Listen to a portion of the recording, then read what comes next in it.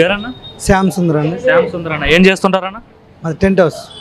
ఎట్లా ఉందన్న బిజినెస్? బాగానే ఉంది. బాగా నడుస్తుందా? ఓకే. నా కొత్త గవర్నమెంట్ వచ్చింది కదా, 6 నెలలు అయిందన్న. ఎలా అనిపిస్తుంది 6 నెలల పాలన చూస్తుంది? బాగుంది, సూపర్. సింపుల్గా బాగుంది, సూపర్ అనేసారు.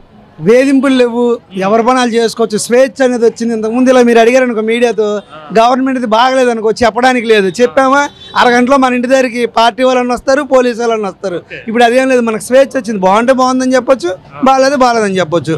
బండి వేసుకొని వెళ్ళి ఎక్కడికి వెళ్ళినా కళ్ళు మూసుకొని డ్రైవ్ చేయొచ్చు. రోడ్లు అంతకుముందు బండి ఉన్న నడిపించుకొని వెళ్ళాల్సి వచ్చేది. అంత అధ్వానంగా ఉండేవన్న రోడ్లు? అధ్వానంగానే.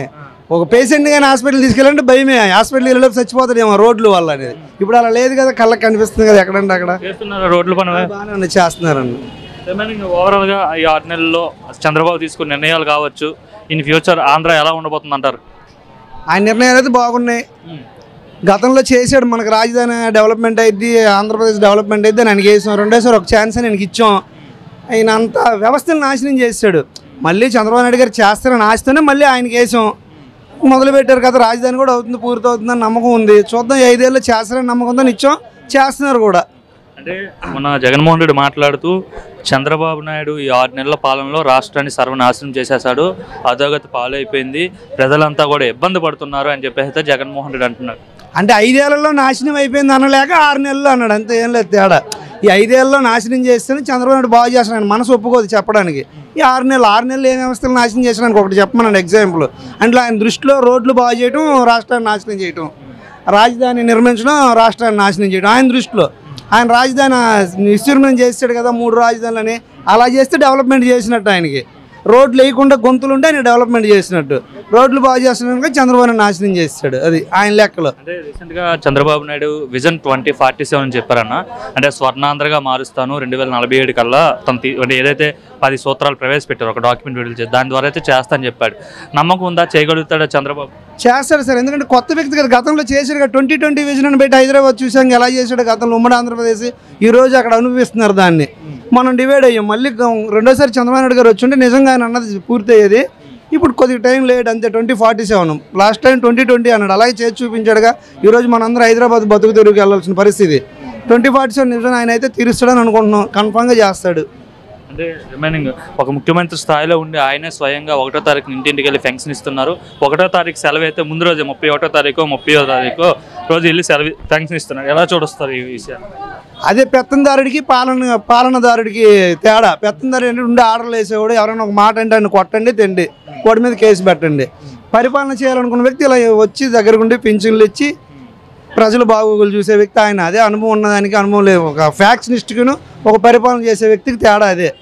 ఫ్యాక్షన్ లాగా ఆలోచిస్తారు, పరిపాలన చేసే వ్యక్తి పరిపాలన చేసే వ్యక్తి నేను లేకపోయినా ముందు తరాలు నా పేరు చెప్పుకోవాలి, బాగుపడాలి, ఫ్యూచర్ కోసం ఆలోచిస్తాడు. ఫ్యాక్షన్ చేసే వ్యక్తి ఏం చేస్తాడు, ఈరోజు నా ముందు ఎవడు బతకూడదు, నా ముందు తలెత్తుకోకూడదు, నేనే ఉండాలి. అలాగా ఇప్పుడు చూసారుగా ఒక సినీ పరిశ్రమ అందరూ గౌరవిస్తారు, అందరూ పిలుస్తారు. అలాంటి సినీ పెద్దలను కూడా తొక్కేసి నా ముందు మీరు తక్కువగా ఉండాలి అని కళ్ళ ముందు చూసాం. పెత్తందాడు ఇది. 5 ఏళ్ళలో ముఖ్యమంత్రిగా ఉన్నప్పుడు ఎక్కడికి పబ్లిక్ వచ్చింది చూడలేదు. పరదాలు కట్టుకుని ఆయనకంటే ఎవరిని చూడకూడదు, పేదలు ఎవరు కనబడకూడదు, పరదాలు కట్టుకొని వచ్చాడు. ఎక్కడ సినిమాలో చూసారుగా. మనం మేము చెప్పేది ఉంది, పరదాలు కట్టుకొని వచ్చాడు ఎక్కడికి వచ్చిన ముఖ్యమంత్రి. ఒక పరదాలు కట్టుకొని చెట్లు నరికేసుకొని వచ్చే ముఖ్యమంత్రిని నాకు వచ్చింది. నాకు 42 సంవత్సరాలు. ఈ 40 సంవత్సరాలు ఒక జగన్మోహన్ రెడ్డినే చూసా. పరదాలు కట్టుకొని రావడం కానీ, చెట్లు కొట్టేయడం కానీ. ఒక ముఖ్యమంత్రి ఊర్లోకి వస్తే చెట్లు కొట్టేయడం ఏంటండి? ఇప్పటి వరకు ఏ ముఖ్యమంత్రిని చెట్లు నాటండి, చెట్లు పెంచండి ఇదే చూసాం. కానీ చెట్లు నరకండి అని ముఖ్యమంత్రిని ఈయనే చూసాను. నేను వస్తుంటే ఒక ముఖ్యమంత్రి వస్తే 4 చెట్లు నాటి వెళ్ళేవాడు. దీన్ని మీరు కూడా ఫాలో అయ్యి 4 చెట్లు నాటండి, పెంచండి అని. ఈ ముఖ్యమంత్రి వస్తే చెట్లు కొట్టేయటమే కదా. అది ఆ ముఖ్యమంత్రికి తేడా. అంటే ప్రజలంతా అక్రమంగా ప్రజలపైన కేసులు పెడుతున్నారు, మా పార్టీ వాళ్ళపైన కేసులు పెడుతున్నారు అని చెప్పి రోజా మాట్లాడుతున్నారు. మేము అధికారంలోకి వస్తాము, ఎవరిని వదిలిపెట్టము, అంతవరకు నన్ను జైల్లో పెడతావా పెట్టుకో, లేదా అరెస్ట్ చేస్తావా చేసుకో, కేసు పెడతావా పెట్టుకో అని చెప్తున్నారు.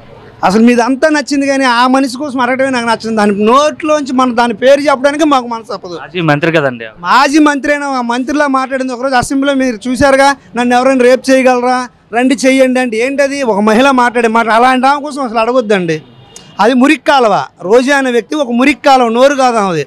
పబ్లిక్గా అసెంబ్లీలో ఒక ఎమ్మెల్యే ఉండి నన్ను ఎవరైనా రేప్ చేయగలరా, రండి చేస్తారా, నన్ను రేపు అన్నదంటే అది మహిళగా ఆమెను ఎలా స్వీకరిస్తామండి? ఆమె ఒక మహిళ కాదు.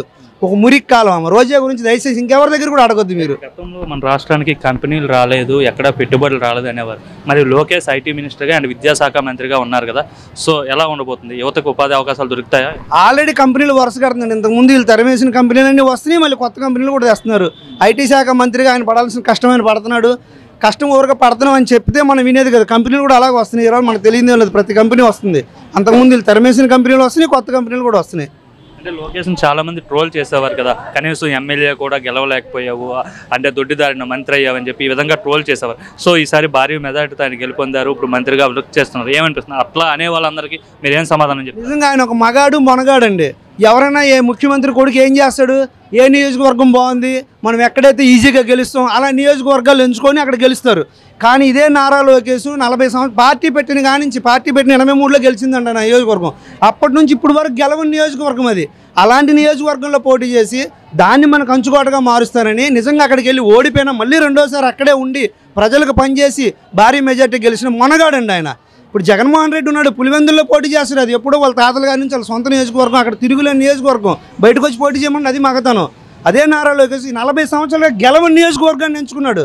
అక్కడ ఎంచుకొని పోటీ చేసి గెలిచి చూపించాడు భారీ మెజార్టీతో. నిజంగా మొనగాడు ఆ విషయంలో.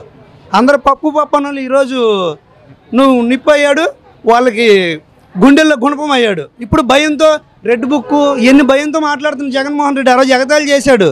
గెలవలేని నియోజకవర్గంలో గెలిచాడు. నిజంగా నువ్వు కూడా మీ నాన్నగారి నుంచి వీక్గా ఉన్న నియోజకవర్గం ఎంచుకొని పోటీ చేయి, మొనగాడని ఒప్పుకుంటాం మేము. అంటే జమిలీ ఎన్నికలైనా వచ్చే అవకాశం ఉంది, లేదంటే జనరల్ ఎలక్షన్స్ అయినా వస్తాయి కదా, వస్తే ఈసారి కంపల్సరీ మేమే అధికారంలోకి వస్తాము, వైసీపీనే గెలుస్తుంది అని చెప్తున్నాడు ఆయన. ఆయన అడిగింది ఒక్క ఛాన్స్ ఏనండి, రెండో ఛాన్స్ అంటే ప్రజలు ఇచ్చాడు. ఒక్క ఛాన్స్ అన్నాడని ఇచ్చాం. ఆ ఒక్క ఛాన్స్కి వ్యవస్థలు నాశనం చేస్తాడు. ఇంకోసారి అది ఆ కళే, ఆయనకి పగటకలే. కాకపోతే అనాలి బయటికి. ఎలక్షన్ ముందు ఏమన్నాడు, వైనాట్ 175 అన్నాడు. అని తెలుసు 10 నియోజకవర్గాలు కూడా గెలవమని. కానీ బయటికి కేడర్ని కాపాడుకోవడానికి వైనాట్ 170. ఇప్పుడు కూడా అంతే. వచ్చే ఎలక్షన్లు మాదే అధికారం అనుకుంటే ఆ ఉన్న నలుగురు కూడా ఉండరు. ఇప్పటికి ఆల్రెడీ లైన్ కడుతున్నారు. వీళ్ళు చేర్చుకోవట్లేదు మిగతా పార్టీల్లో. మిగతా పార్టీలో చేర్చుకుంటే విజయమ్మ శర్మిలా గారితో ఆ పార్టీలో ఎవరు ఉండరు. ఆల్రెడీ శర్మిలా గారు వెళ్ళిపోయారు, విజయమ్మ కూడా ఉండరు. ఆయన ఒక్కడే. నాకు తెలిసి భారతీ గారు కూడా ఉండరు దాంట్లో. భారతీ గారి గారు కాంగ్రెస్లోకి వెళ్ళిపోతారు. ఎందుకంటే వాళ్ళ మామగారు కాంగ్రెస్లో చీఫ్ మినిస్టర్గా చేశారు. ఆయనే చెప్పాడు కాంగ్రెస్ పార్టీకి వ్యతిరేకంగా ఏ పార్టీ వచ్చినా భూస్థాపితం చేయండి అని. ఆమెకి మామగారు అంటే గౌరవం, కాంగ్రెస్లోకి వెళ్ళిపోయింది. ఒక జగన్మోహన్ రెడ్డి గారు మిగులుతారు గేట్లు తెరిస్తే.